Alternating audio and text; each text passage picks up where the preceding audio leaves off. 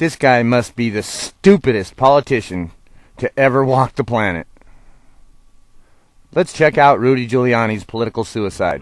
It occurred to all of us that they would ultimately collapse over the way buildings usually collapse, which is in stages.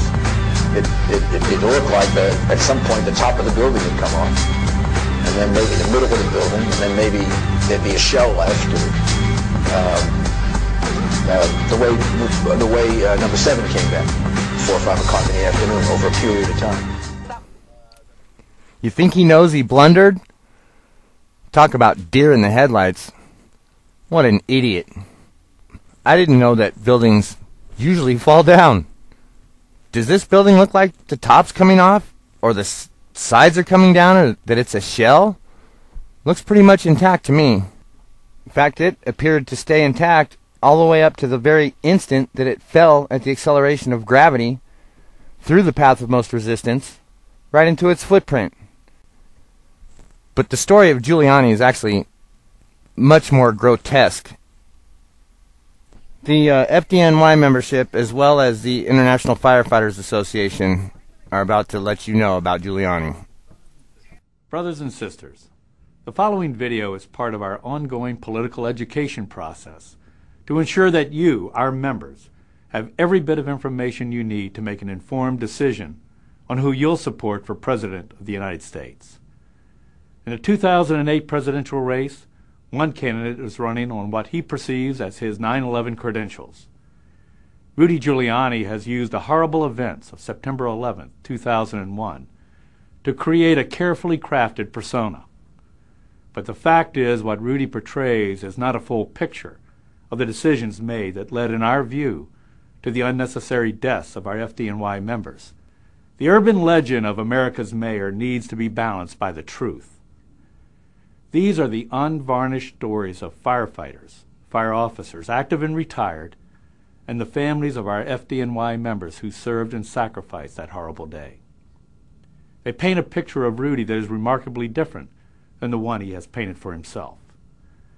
Firefighters, their families, and this IAFF have an important story to tell you, and it's time to tell it.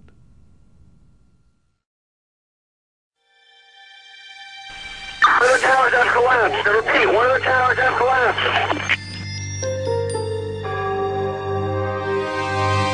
He's running on his 9/11 leadership, and there was lacking and there was none. Whenever I hear him talk, I want to scream out to the world and say, God, he's so full of it. Because the buck stops at the mayor's office. It goes up to the top. You know, who's in charge here? Mr. Giuliani.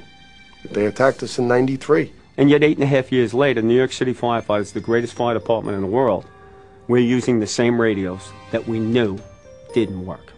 We have remains of dead heroes out at the garbage dump because of Giuliani and his administration. And they're still there today, and they won't remove them. And this guy had politics and his image much more important than the needs of firefighters and their families.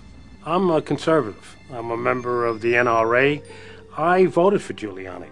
But in this instance, he messed up.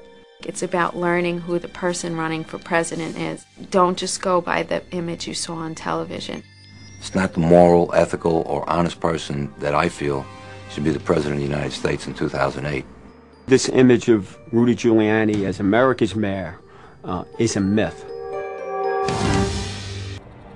Rudy Giuliani's urban legend begins on February 26, 1993, when Al-Qaeda terrorists bombed the World Trade Center. It looked like a scene from a Hollywood movie, but it was real. Move back, sir. Over here. I tried to get on radio to transmit to the chief. This is very important stuff. I couldn't get out. I'm calling anybody that could hear me. Nobody responded. A 1994 report confirmed the radios didn't work, and Mayor Giuliani knew it. Yet Rudy and his hand-picked fire commissioner took 7 long years to replace the defective radios with new defective radios. This was the first time that I used the new radios that we were issued, and it was at a working fire. At some point in the fire, the second due engine company, who was engine 305, a member on that line was separated from his line, and he transmitted a Mayday message for a member lost. You know, a guy caught in a cellar of a private house, and he's calling for help, or giving a Mayday, and the units that are in the immediate area don't hear him, but yet units that are 2 miles away hear him. Something definitely wrong with that. Rudy's radios were pulled from service within a week. The city comptroller found that proper testing procedures were never followed and that competitive bidding standards were circumvented with a no-bid contract. He ordered them bogusly. He's supposed to go out to bid. They're supposed to be tested by the field units, and then they're supposed to give him their input into it, and if they think the radio is good, they would buy it. He didn't do that. You'd have to see how it works in a high-rise, how it works in a tenement, how it works in a cellar, sub-cellar, in tunnels. It would be tested in all these various areas. My estimation, what happened in 2000, 2001, none of that went on. At 9:32 a.m. on September 11th, Chief Callan ordered all FDNY members in the North Tower to the lobby. He repeated the command, but not a single company answered. At 9:59, the South Tower collapsed. Chief Brown, Mayday, Liberty and West, I'm trapped in the rubble. FDNY's Chief Pfeiffer then repeated the order for all units to evacuate the North Tower. Firefighters had 56 minutes after the first call and 29 minutes after the second order to get out. While all police officers left the building, 121 firefighters never made it out. That day my son was working, and they didn't hear the call. 121 guys didn't hear the call in the North Tower to get out. And the police officers heard it because their radios worked and ours didn't. The South Tower came down in less than an hour, and that was the point when the fire department had to say, hey, it's time to get out. They had 29 more minutes to get out of the North Tower. We lost those people for what reason? Because of lack of communication. Not a single cop was lost in that building. Why was that? Because they had gotten the word to get out. Our radios weren't working.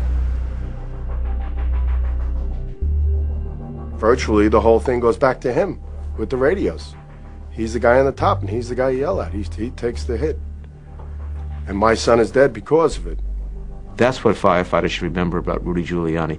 He gave us nothing when we needed a life-saving radio. Rather than take responsibility, Giuliani tried to blame the victims, telling the 9/11 Commission that firefighters heard their evacuation orders, but disobeyed them. Their willingness, the way I describe it, to stand their ground.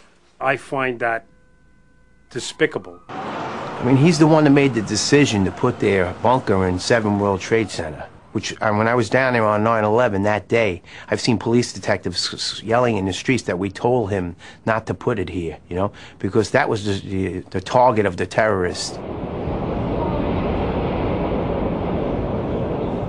7 World Trade Center collapsed at 5 o'clock that night, and the Emergency Command Center was never used that day. Mayor Giuliani was running on the street, and he was talking to the media instead of being in a controlled environment making controlled decisions. Can't go to city. Why? Here is the leader of the city running away from the scene, leaving uniformed personnel from fire and police to deal with this tragic situation that was occurring. Firefighters began the difficult task of respectfully recovering the remains of civilians and their fallen brothers. But then gold belonging to the Bank of Nova Scotia was found and removed. Brinks truck spotted at the site. Is that the $200 million in gold? Yes, it is. I think we have most of it. I'm not sure we have all of it yet.